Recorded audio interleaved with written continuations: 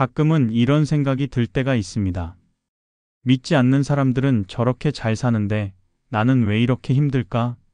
직장에서는 정직하게 일하려고 애쓰지만 승진은 멀기만 하고 주말마다 교회에 나가 시간을 들여도 경제적으로는 여전히 빠듯합니다.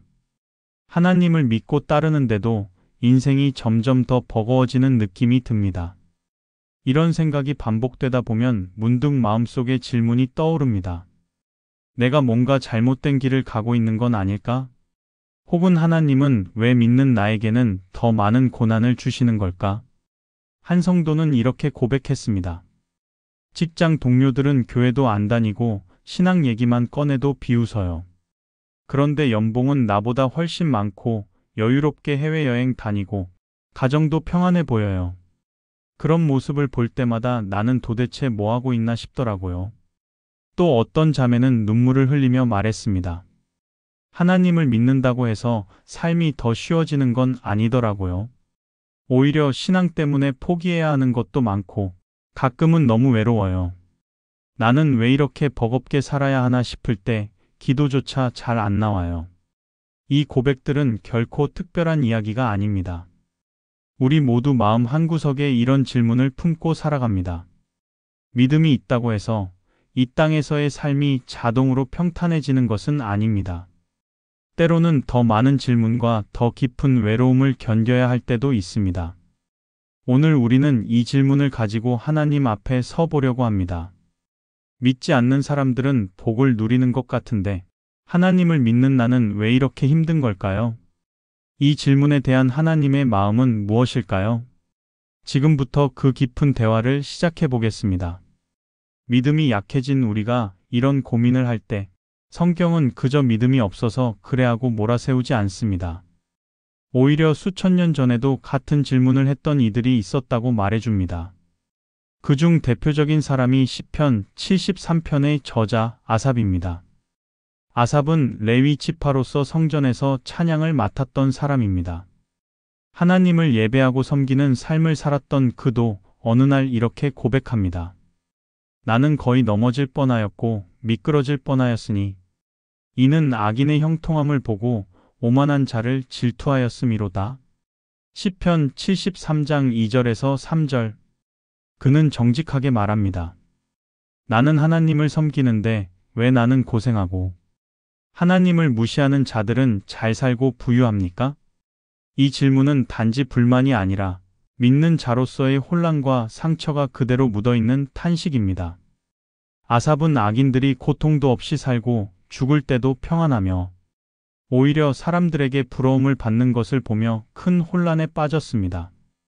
그들은 사람보다도 더 잘 살고 교만하게 입을 놀리며 하늘에 대하여 입을 두고 땅에 대하여 혀를 놀리는 도다. 시편 73장 9절. 그런 자들이 세상에서는 오히려 성공하고 인정받는 모습을 보며 그는 자신의 삶과 선택이 헛된 것처럼 느껴졌습니다. 우리도 때로 이런 생각을 합니다. 주일 성수를 지키느라 기회를 놓친 건 아닐까? 세상 사람들처럼 조금만 타협했더라면 더 편했을 텐데. 이런 생각이 마음속에 쌓이면 믿음조차 버거운 짐처럼 느껴질 수 있습니다. 하지만 아삽은 이 혼란을 그대로 안고 성소로 나아갑니다. 그리고 거기서 그는 하나님의 관점으로 세상을 다시 보기 시작합니다. 우리가 흔히 말하는 복을 받았다는 표현에는 재정적인 여유, 사회적 성공, 편안한 삶이 담겨 있습니다. 그래서 세상에서 잘 나가는 사람들을 보면 저 사람은 정말 형통하구나 하고 생각하게 되죠. 그런데 성경이 말하는 형통은 조금 다릅니다. 하나님께서 말씀하시는 형통은 겉으로 보이는 성공이 아니라 하나님과 함께하는 상태입니다. 대표적인 인물이 요셉입니다. 그는 형들에게 미움을 받아 노예로 팔려갔고 억울한 누명을 쓰고 감옥에까지 갇히는 고난을 겪었습니다. 그런데 성경은 요셉의 이 고난의 시기를 이렇게 묘사합니다. 여호와께서 요셉과 함께 하심으로 그가 형통한 자가 되어. 창세기 39장 2절. 노예인데도 형통했고 감옥에 갇혀 있는데도 형통하다고 말합니다. 이것은 세상이 말하는 형통과는 전혀 다른 기준입니다. 다윗도 마찬가지입니다. 하나님께 기름 부음을 받고도 오랜 시간 사울에게 쫓기는 도망자의 삶을 살았습니다. 광야에서, 동굴에서 배신과 고통을 겪으며 그는 인간적으로는 전혀 형통하지 않았습니다. 하지만 그 시기야말로 하나님이 다윗을 훈련하시고 그의 믿음을 단단히 세우시는 시간이었습니다. 성경이 말하는 형통은 하나님 없이 잘 되는 삶이 아니라 고난 중에도 하나님과 동행하는 삶입니다. 하나님은 당신의 자녀가 세상 기준에 휘둘리지 않도록 더 깊은 곳에서 단단해지도록 이끄십니다. 그래서 때로는 지금은 이해되지 않는 길로 우리를 이끄시기도 합니다. 형통이란 결과가 아니라 관계입니다. 하나님과 함께 걸어가는 그 여정 안에 형통이 있습니다. 그리고 그 형통은 세상이 줄 수 없는 평안과 의미를 우리에게 줍니다. 우리 마음을 지치게 하는 건 단지 삶의 고난만이 아닙니다. 더 무거운 짐은 남과 나를 비교하는 마음입니다. 비슷한 시기에 시작했던 친구가 먼저 자리를 잡고 가진 것도 많고 누리는 것도 많을 때 자신이 너무 초라하게 느껴질 수 있습니다. 나는 매일 기도하고 말씀대로 살려고 하는데 왜 저 사람보다 뒤처지는 것 같을까? 이 질문은 자책으로 이어지고 하나님에 대한 실망으로 번지기도 합니다. 그런데 하나님은 우리의 삶을 다른 누구와도 비교하지 않으십니다. 하나님은 우리 각 사람을 독립된 존재로 보시고 그만의 시간표와 계획을 가지고 이끌어 가십니다. 비교는 하나님의 방식이 아니라 세상의 방식입니다. 예수님은 제자들에게 이렇게 말씀하셨습니다. 너는 나를 따르라. 요한복음 21장 22절. 베드로가 요한을 가리키며 저 사람은 어떻게 됩니까? 라고 묻자 예수님은 그에게 다른 사람의 길을 알려주지 않으시고 단지 너는 나를 따르라는 말씀만 남기셨습니다. 하나님이 보시는 삶은 속도가 아니라 방향입니다. 누가 더 빨리, 더 많이 이루었는지가 아니라 그 길에서 하나님과 함께 걷고 있는가를 보십니다. 그러므로 우리의 시선을 다시 주님께로 돌려야 합니다. 비교는 자꾸 나를 잊게 만듭니다. 그러나 믿음은 나를 다시 기억하게 합니다. 하나님의 자녀로서 나는 이미 사랑받고 있으며 누구보다 소중하게 여겨지는 존재라는 사실을요. 세상이 정한 기준이 아닌 하나님이 주시는 정체성과 가치를 붙드는 것, 그것이 비교에서 벗어나는 첫걸음입니다. 우리는 본능적으로 고난을 피하고 싶어 합니다. 아프고 외롭고 답답한 시간은 누구에게나 견디기 어렵기 때문입니다.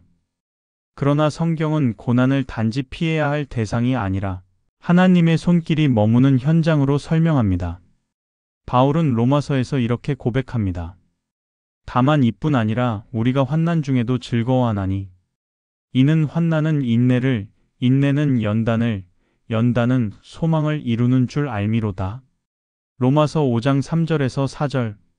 하나님은 고난을 통해 우리를 연단하시고 겉은 약해질지라도 하나님은 우리의 마음 깊은 곳을 더 강하고 견고하게 세워 가십니다. 한 형제는 직장을 잃고 오랜 시간 무직 상태로 지냈습니다. 그는 처음에는 억울하고 낙심했지만 그 시간을 통해 아내와 자녀들과의 관계를 다시 회복하게 되었다고 말합니다. 바쁘게 살 땐 몰랐어요. 하나님이 제게 주신 진짜 축복은 가정이라는 걸. 이 시간을 통해 전 기도의 사람이 되어가고 있어요. 그는 눈물을 흘리며 그렇게 고백했습니다. 또 다른 성도는 암 진단을 받고 긴 치료의 시간을 지나며 비로소 하나님과의 관계가 깊어졌다고 이야기합니다. 그동안 신앙생활은 그냥 의무처럼 했는데 진짜 생명이 위태로워지니까 하나님의 말씀이 다르게 들리더라고요. 그는 죽음을 앞두고도 평안을 누리게 된 자신의 마음을 하나님의 기적이라 표현했습니다. 고난은 우리가 원하지 않지만 그 안에서 하나님은 가장 깊은 곳까지 우리를 찾아오십니다. 기도가 마르던 입술에 다시 생기게 하시고 눈물로 지새운 밤들을 통해 그분의 위로와 평안을 새롭게 맛보게 하십니다. 세상은 고난을 실패라 말하지만 하나님은 고난을 통해 우리의 믿음을 정금같이 단련하십니다. 그 누구도 흉내낼 수 없는 하나님의 작품으로 빚어가십니다. 세상이 말하는 복은 분명합니다. 돈이 많고 건강하며 인정받고 원하는 것을 이룰 수 있는 상태. 그런데 예수님은 복에 대해 전혀 다른 말씀을 하셨습니다. 산상수훈에서 예수님은 복이 있는 사람을 이렇게 정의하십니다.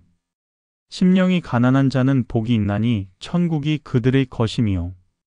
애통하는 자는 복이 있나니 그들이 위로를 받을 것임이요. 의를 위하여 박해를 받은 자는 복이 있나니 천국이 그들의 것임이라. 마태복음 5장 3절에서 10절. 예수님께서 말씀하신 복은 편안한 삶보다도 하나님과의 깊은 관계 안에서 누리는 내적 평안과 소망입니다. 그리고 그 복은 지금 당장은 세상의 눈에 보이지 않을 수도 있습니다. 오히려 박해받고 손해보고 외로움을 겪는 사람이 복이 있다고 하시니 이해하기 어렵고 받아들이기 쉽지 않습니다. 하지만 이 말씀은 우리의 눈을 영원의 관점으로 돌려줍니다. 지금 잠시 받는 고난보다 장차 우리에게 주실 영광이 비교할 수 없이 크고 그 복은 결코 사라지지 않는 하늘의 상이라는 것을 알려주십니다. 한 청년은 신앙 때문에 승진을 포기했습니다. 회식 자리에서 술을 강요받았지만 정중히 거절했고 결국 인사고과의 영향을 받게 되었죠.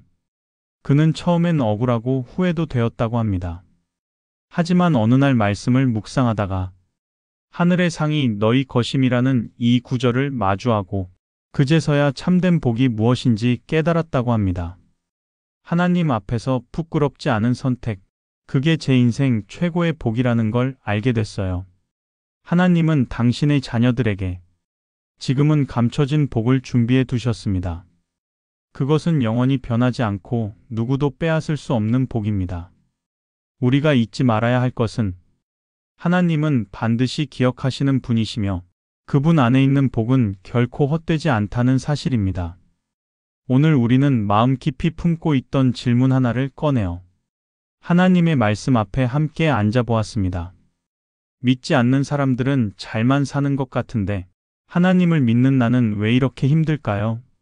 이 질문은 단지 현실의 어려움 때문만이 아니라 비교와 낙심, 그리고 믿음 안에서의 외로움이 섞인 깊은 탄식이었습니다. 하지만 성경은 이 질문을 외면하지 않았습니다. 아삽도, 요셉도, 다윗도 같은 마음으로 하나님 앞에 서 있었고 그들은 고난의 한복판에서 하나님의 손길을 경험했습니다. 우리가 겪는 고난은 형통하지 않아서가 아닙니다. 하나님과 함께하는 그 걸음 속에 이미 형통이 있고 눈에 보이지 않는 복이 준비되어 있습니다. 그리고 예수님은 말씀하셨습니다. 하늘의 상이 너희 것임이라. 지금 삶이 어렵고 기도해도 당장 변화가 보이지 않을 수 있습니다. 하지만 하나님의 시계는 여전히 정확히 움직이고 있고 하나님의 복은 영원한 시간 속에서 완성됩니다. 그러니 오늘 우리도 다시 이렇게 고백하길 원합니다. 하나님, 지금 이 길이 버겁지만 주님과 함께 걷는 이 길이 복된 길임을 믿습니다. 형통은 결과가 아니라 주님과 함께하는 이 관계임을 믿습니다. 이제 이 믿음을 담아 하나님께 함께 기도드리겠습니다. 하나님, 세상은 눈에 보이는 것을 성공이라 하고 더 많은 것을 가진 사람을 부러워하게 합니다. 저도 어느 순간부터 그 기준에 마음을 빼앗겼습니다. 왜 나는 이렇게 힘든지, 왜 믿는 사람은 더 지치는지 조용히 속으로 원망하며 낙심했습니다. 하지만 오늘 말씀을 통해 알게 되었습니다. 주님이 함께 하시는 삶이 가장 형통한 삶임을 깨닫습니다. 지금은 이해되지 않아도 이 길 끝에 분명히 하나님의 뜻과 복이 기다리고 있음을 믿습니다. 주님, 저의 눈을 다시 주님께로 돌리게 하시고 다른 누구도 아닌 나에게 주신 은혜와 사명에 집중하게 해주세요. 고난 속에서도 주님의 손을 놓지 않게 하시고 작은 위로와 소망이라도 놓치지 않는 민감한 마음 주시옵소서. 이 시간 말씀 앞에 마음을 열고 앉은 이들에게 하늘의 평안과 담대한 믿음을 부어주시길 기도드립니다. 예수님의 이름으로 기도드립니다. 아멘.